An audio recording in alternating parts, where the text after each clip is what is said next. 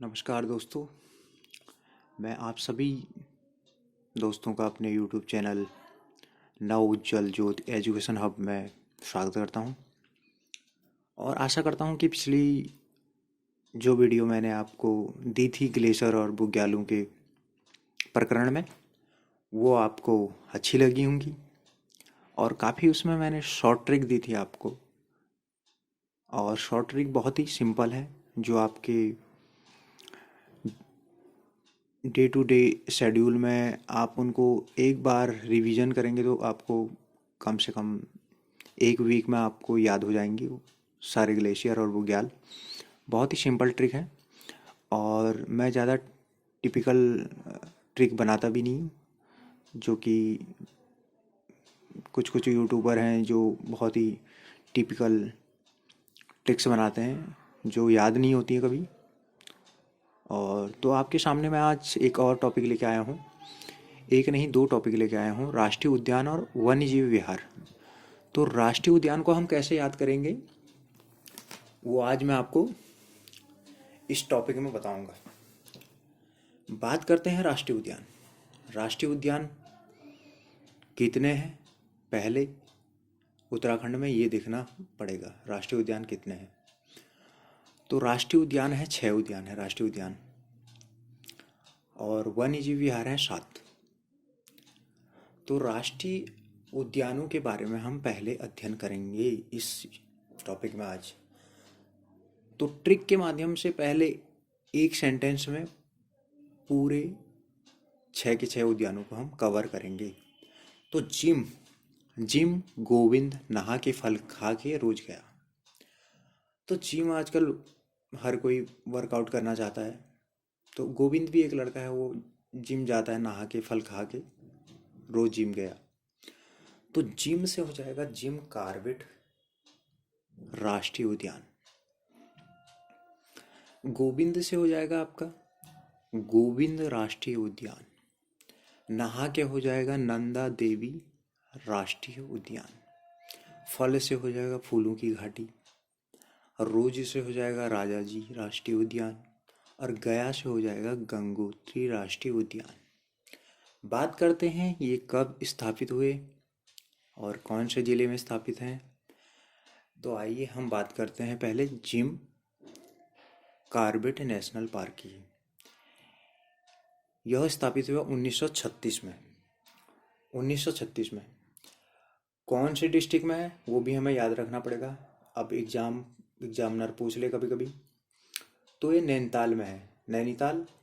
और ये ऐसे पौड़ी में भी आता है क्योंकि ये दोनों बॉर्डर पे लिंक है, पौड़ी में भी। तो ऑप्शनल के हिसाब से आप बाई चांस एग्जाम में आ गया तो पौड़ी और नैनीताल में से एक कोई भी दिया हो तो उस पर टिक कर सकते हैं।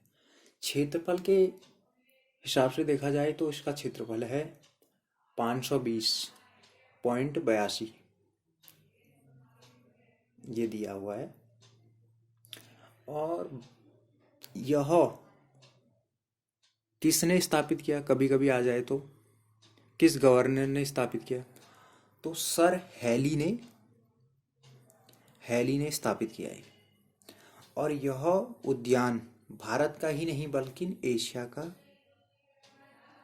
प्रथम राष्ट्रीय उद्यान है। ये भी एक की पॉइंट है यहाँ पे, आप इसको भी देख लीजिए। बात करते हैं स्वतंत्रता के बाद इसका नाम बदलकर रामगंगा नेशनल पार्क हो गया। फिर एक बार और बदला गया इसका नाम 1957 में। 1957 में एक प्रकृति प्रेमी थे जिम कॉर्बेट नाम के, उनके नाम पे ही इनका नाम, इस उद्यान का नाम बाद में रख दिया गया, जिम कॉर्बेट राष्ट्रीय उद्यान। तो अगले उद्यान की हम यहाँ पर अब बात करेंगे। अगला उद्यान क्या है, गोविंद राष्ट्रीय उद्यान। गोविंद राष्ट्रीय उद्यान, अब इनके सन मैंने ट्रिक भी सीक्वल के हिसाब से बनाई है कि आपको सन भी एक के बाद ये एक याद रहेगा, उस हिसाब से ट्रिक बनाइए। तो गोविंद राष्ट्रीय उद्यान आपका उत्तरकाशी में है। उत्तरकाशी में ये याद रखना पड़ेगा आपको। 1980 में इसकी स्थापना हुई। क्षेत्रफल है 472। ये भी आपको याद रखना पड़ेगा, कभी कभी पूछ ले एग्जामिनर। उसके बाद हम आगे आते हैं नंदा देवी राष्ट्रीय उद्यान पे। नंदा देवी राष्ट्रीय उद्यान की बात करें तो ये चमोली गढ़वाल में है। स्थापना हुई थी इसकी 1982 में। क्षेत्रफल है 624 वर्ग किलोमीटर। और बाई चांस कभी कभी इस पार्क का मुख्यालय पूछ लिया जाए तो आप जोशीमठ, आपको पता होना चाहिए जोशीमठ है। अगले उद्यान की बात करते हैं, फूलों की घाटी की बात करते हैं। देखो, फूलों की घाटी और नंदा देवी का जो सन है ना, वो एक ही सन है, वो आपको याद रखना है। प्लस एक प्लस पॉइंट और भी है इसमें, दोनों एक ही डिस्ट्रिक्ट में है, ये आपको याद रखना है। और इसका क्षेत्रफल मैं आपको बताता हूँ। इसका क्षेत्रफल है 87.50, मतलब सबसे छोटा उद्यान यहाँ पे कह सकते हैं हम इसको। और इसमें एक दो की पॉइंट पे आपको मिलेंगी। फूलों की घाटी को 14 जुलाई 2005 को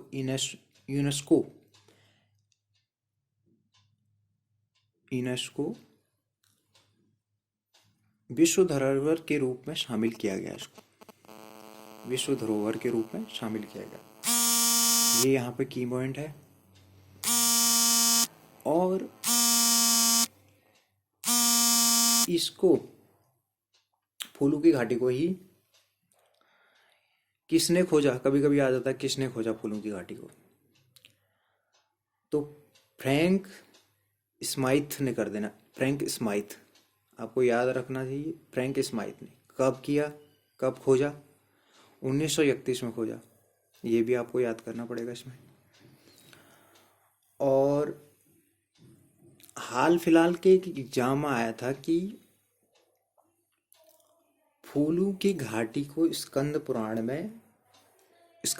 के केदारखंड में क्या कहा गया? तो आपको ये भी याद रखना पड़ेगा कि स्कंद पुराण के केदारखंड में फूलों की घाटी को क्या कहा गया। तो नंदन कानन कहा गया, ये आपको याद रखना है।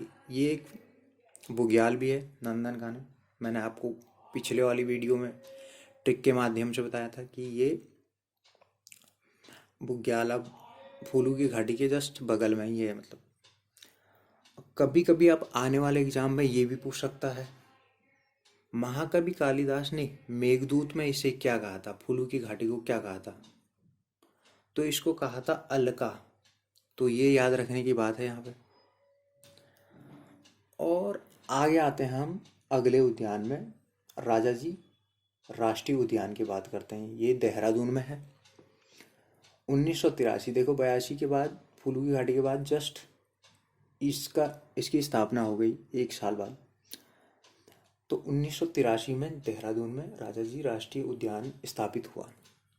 क्षेत्रफल में 820.42 वर्ग किलोमीटर में फैला हुआ है। बात करते हैं इसकी राजा जी राष्ट्रीय उद्यान की, तो ये 3 जिलों में इसकी सीमाएं लगी हुई हैं, ये आपको याद करना पड़ेगा। देहरादून में तो मतलब मेनली देहरादून फर्स्ट पे आता है, सेकंड पे हरिद्वार और पौड़ी गढ़वाल, 3 जिलों में फैला हुआ है। मतलब काफ़ी बड़ा एरिया है इसका भी। और इसका मुख्यालय पूछ लेगा कभी कभी, तो राजा जी राष्ट्रीय उद्यान का मुख्यालय पूछ लेगा तो देहरादून पर क्लिक करना, देहरादून में ही इसका मुख्यालय है। बात करते हैं अगले राष्ट्रीय उद्यान की, गंगोत्री राष्ट्रीय उद्यान। इसकी स्थापना हुई थी 1999 में, 89 में, सॉरी, 1989 में।